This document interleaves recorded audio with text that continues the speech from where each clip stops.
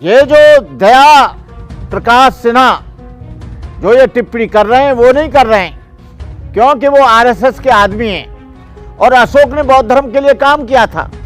वो चाहते हैं कि जिन लोगों ने भी बौद्ध धर्म का काम किया है वो सब खराब थे, वो सब बुरे थे, वो सब हत्यारे थे, वो सब चोर थे।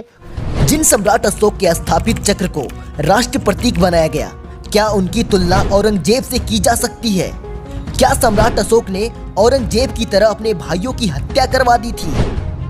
पद्मश्री से सम्मानित वरिष्ठ लेखक और नाटककार दया प्रकाश सिन्हा ने सम्राट अशोक को क्रूर, कामुक, बदसूरत कहकर विवाद पैदा कर दिया है। दया प्रकाश सिन्हा को उनके नाटक सम्राट अशोक के लिए साहित्यिक अकादमी पुरस्कार दिया गया है, लेकिन एक इंटरव्यू में उन्होंने सम्राट अशोक को भाइयों का हत्यारा बताकर उनकी तुलना औरंगजेब से कर दी है।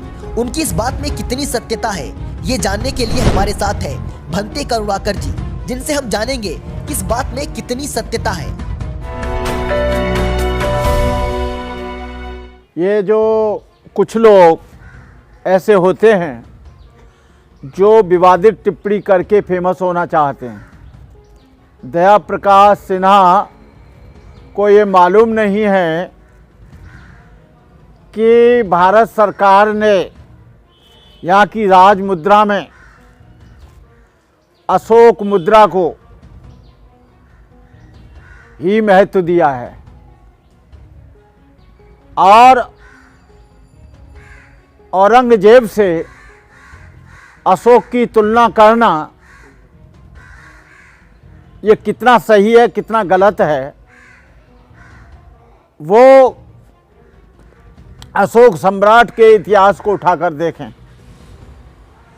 अशोक सम्राट का राज्य काबुल से लेकर कंधार तक, अफगानिस्तान से लेकर बामियान तक और बामियान से लेकर बंगाल तक और बंगाल से लेकर कलिंग तक और कलिंग से लेकर सारे भारत के उस बर्मा और थाईलैंड तक उसका राज फैला हुआ था।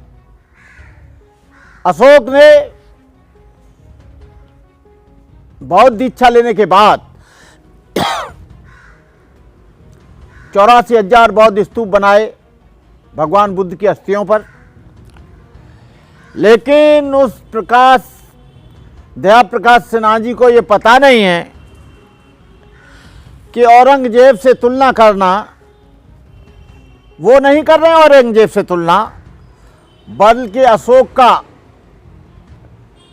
जो सम्मान दिन प्रतिदिन भारत में बढ़ता जा रहा है उसकी वजह से आरएसएस और बीजेपी के लोगों को परेशानी हो रही है, क्योंकि दया Prakash Sinha BJP cultural cell के संयोजक भी हैं और अभी उनको जो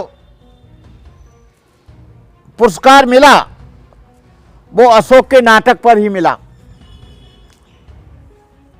अशोक ने जो मानव कल्याण के लिए जो कार्य किए वो आज तक किसी ने नहीं किए, लेकिन ये दया प्रकाश सिन्हा जी, आप यदि अशोक का इतिहास उठाकर देखेंगे, अशोक ने जितने मानव कल्याण के काम किए, आप जो भी बौद्ध धर्म का काम करता है उसको गलत बता दिया जाता है, उसको हत्यारा बता दिया जाता है, उस पर टिप्पणी की जाती है, उसको औरंगजेब से तुलना की जाएगी, कभी किसी से तुलना की जाएगी।